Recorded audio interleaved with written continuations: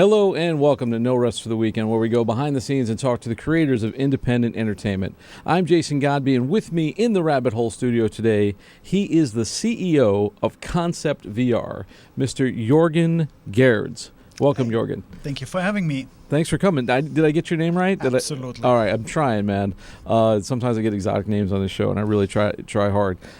So this is exciting for me because it's a subject that I'm curious about, but don't have a lot of experience with. And I think a lot of our audience is, because our audience is mainly, filmmakers and content creators, and I probably a small percentage, if any of them, have worked with what you do in VR. Mm-hmm. So we're going to get right to the questions. I want to talk about Koncept. I want to talk about VR, but first I want to talk about you and kind of get into how you got here and how you came to work in the medium that you work in. So tell me about you, how you came to filmmaking, and what is your origin story?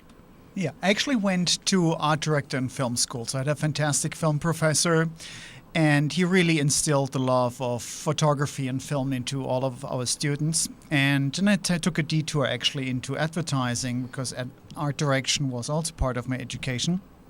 And I moved here to New York, worked as an art director for a couple of years, and then I found actually the need for extra wide photography. And the wide angle lenses were not really doing how wide I wanted it to be. And panoramic photography came around as a new technology, stitching different images together. So I did this for a while, and it included also a large fine art career that I took, created very large night panoramas of New York City, and we're talking about 10-foot and larger prints in this context. And then my film education came out again, and I want to see the static images are beautiful, but I want to have them moving. There's something missing really in this medium. And I started exploring what 360 video was about. And in 2011, the technology really didn't allow of anything that was creative or usable. So we sat actually down and created a 360 video camera system that allowed filmmakers to explore this completely new medium in more detail. Very cool. So this was something that it was like curiosity, and then you kind of embraced the technology and move forward, which is, what we're always doing. You're always bumping up against technology, and hopefully it's helping your art form move forward.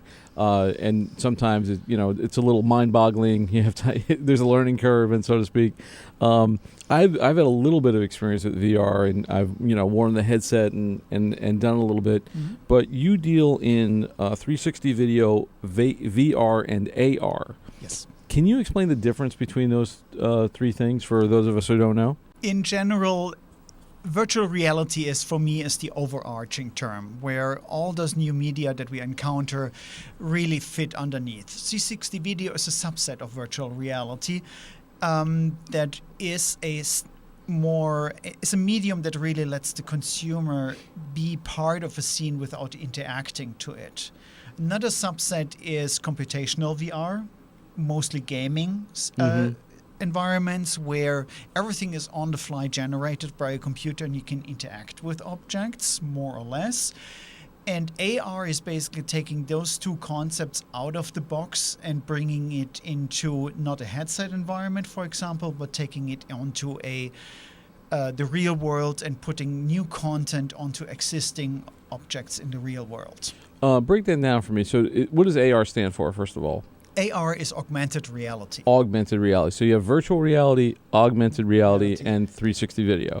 And you have also XR, which is mixed reality.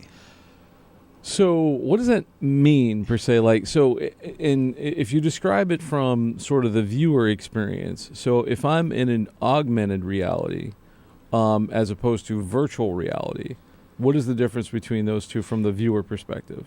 What am I seeing? What am I experiencing? So I would say the easiest way to say in an augmented reality environment is that the world around you still exists. So we're sitting here in the studio. If I put on a AR headset, the glasses would be half translucent. So it would allow me to still see the environment, but the computer model would then project additional things onto what we're seeing here in the studio. So very classic example, if you have an AR headset on, we could project a little elephant on the table in front of us, for example, and only I with my AR headset would be able to see it. In other words, I'm in the environment, I can see where I am, and then there's like a VR element or an element that you're projecting in there. Okay, that's great. I'm glad you explained these things because, like I said, I wanted to kind of go into this thing cold and have you talk about it. So I think it's really cool, and I think it's definitely something that's people are getting more into now, and for content creators and for people who want to do films, I'm wondering like how it's going to affect them. But talk to me just in practical terms as a filmmaker. What are the advantages to using this type of technology as opposed to good old 2D movie technology in terms of telling a story? Like how does it make telling a story better? How does it enhance the story experience? And what are some of the advantages and disadvantages of using it? So if we go back to a 360 video, which is my specialty here in this context, it is a medium that is full of challenges because we all come from film school. We learned things that we do. We talked a little bit earlier about what framing means in traditional video. Framing in 360 doesn't really exist in the classical sense. It is a different concept. Right, because literally everything's in frame. Yes. So if we were shooting, if we were in the studio here and you had a VR camera, say where your microphone is, you would be seeing everything. Yes. You'd see the wall, you'd see all four walls, you'd see everything. And, as a filmmaker, you're like, well, where am I looking? Okay, here's a question for you. So if I'm shooting 360, right, and I've got this whole scope of the audience can look anywhere, how do I get them to look where I want them to look? Because the whole thing in filmmaking is, you're directing the audience's view. You're, with your framing, with action, with movement, with light, you're telling them where to look. I mean, that's basically the whole job of a director is telling people where to look. How do you do that when they can look everywhere? The trick is to create a story and a framing in 360 that has a main story that really attracts the viewer to look at. For example, on our pieces we did for World Vision, the main talent is a little girl in Africa, struggling with her daily life, struggling to get clean water. So she's the main focus of the frame, and she would be basically what we consider the forward part of the 360 video. In 360, then, we basically stage the surroundings in a way that there are still interesting things to see that create the context of the story, but don't necessarily distract too much from the main story. So right, so you have a subject that you're focused on, and then if I'm watching and I've got my headset on, I can look all around, but mainly I'm going to want to stick to where the action is or where the subject is. So you have to be very careful about if you have constant movement and everything around in the background, then the audience doesn't know where to look and it becomes very confusing. Or is that a danger, do you feel? Or is that a bug or a feature? It is a feature in this context, definitely, because the 360ness, really you want to create something that is interesting in every direction. You don't want to create something that could be created in traditional video in 2D. Right. Because then why bother? You could just create it in 2D. Why exactly? Why embrace this? So you still need to create something that creates enough context and enough interesting content in the other sides. Because one thing in 360 is also the rewatchability. So in the first pass, as a viewer, you may literally just watch the forward part where the main action happens. But as a 360 filmmaker, I really want to create an experience that is complete. Meaning you can also just go around and saying, okay, I've watched the forward part. I want to see what's happening on the other sides. For example, we did an experience for Hamilton, the musical, and where they won all the Tony Awards back then.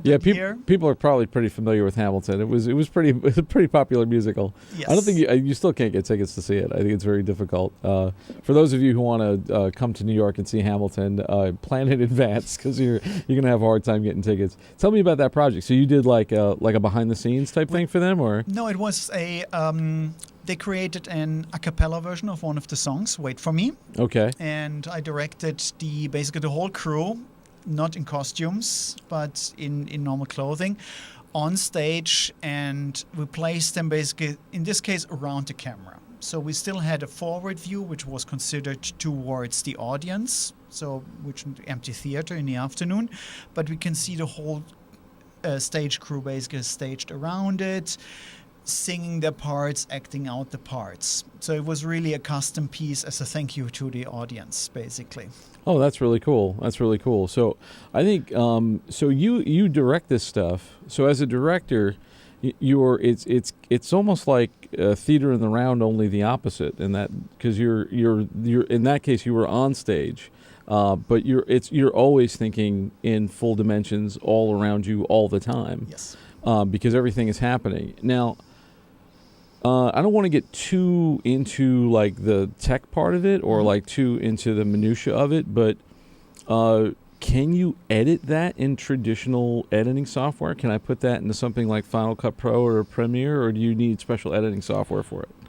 The post happens in special applications. So the stitching part happens in one part of the software, but later the editing happens in Premiere, actually. For most parts, Adobe has really gone into the VR world and really given us the tools that allow us to create those experience and all those edits that we actually need to do on a daily basis.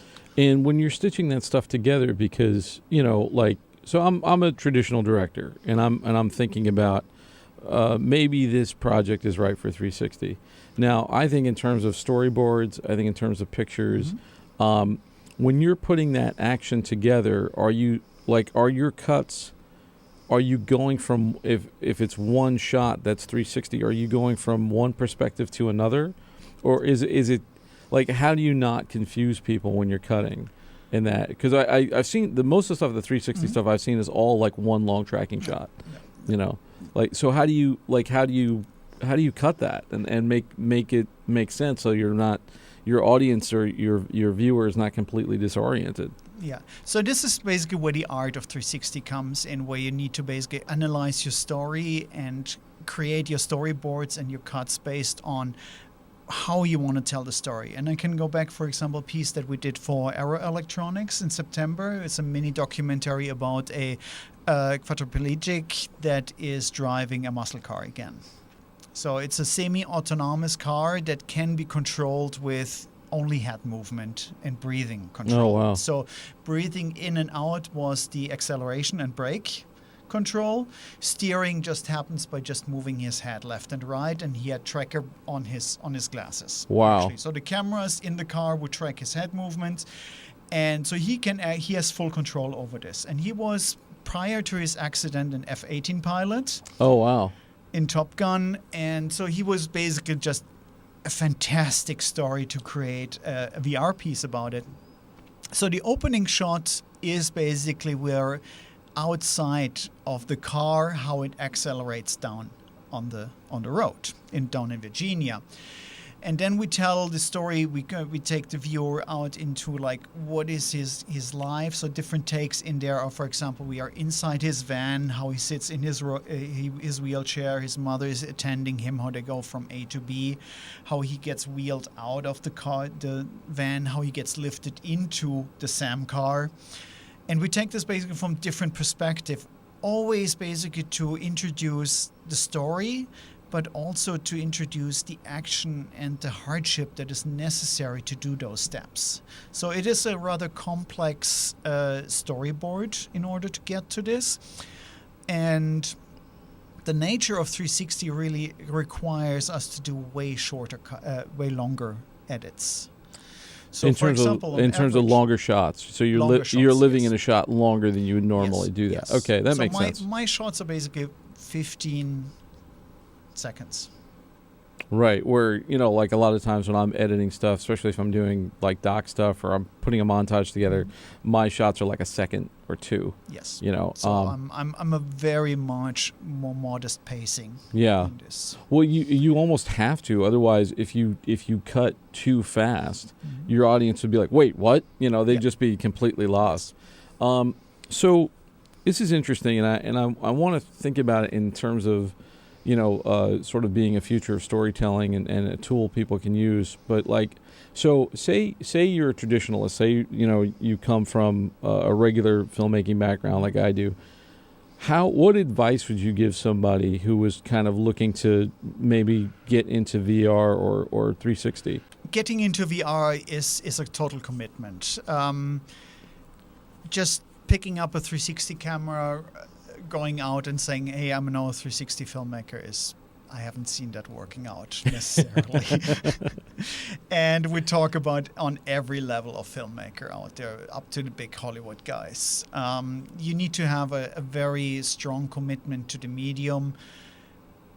It's similar fashion that people are committed to 16 millimeters. You work in 16 millimeter, you commit to the medium. You work in 360, you really commit to it and really try to work it out. How do I change my thinking?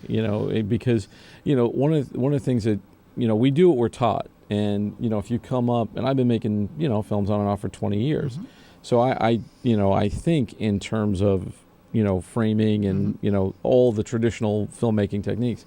How do you sort of break somebody's brain to and get them to wrap their head around something like that? Like, is there anything that you first did when you, or did it just come naturally, or because I'm sure you dealt with like regular photographs and stuff like that, but how do you go from thinking my frame is here in front of me, and or I'm going to work in 16:9 or 235 or whatever, to I can see everything in frame, and basically I have to put a camera down and hide so that I'm not in the shot. How do you do that? What was the sort of transformation that went from one way of thinking to the other? I mean, for me personally, it was the transformation from the frame, as we talked about, and then stretching it out. My need to see more and more and more. And then eventually I'm saying, you know what, I'm just going to do 360. We're not worrying about this. So my mindset came from the photography standpoint. From a filmmaking standpoint, it is thinking more about the location, the scene, and the set. What do you want to tell here as a story? And if we go back, for example, to our Africa pieces, how can I tell the story of like how hard it is to find clean water in Africa, for example? And how can I convince the viewer that this is hardship, and really take the viewer into the location and then tell the story while I have them there. And location is so much more important now, because if I'm going to see a location, I'm going to see everything in the location. Mm-hmm. Whereas, a Hollywood set, it's got 3 walls and you're looking at it one way. Mm-hmm. And if you turn the camera too far to the right or the left, you're going to see behind the scenes.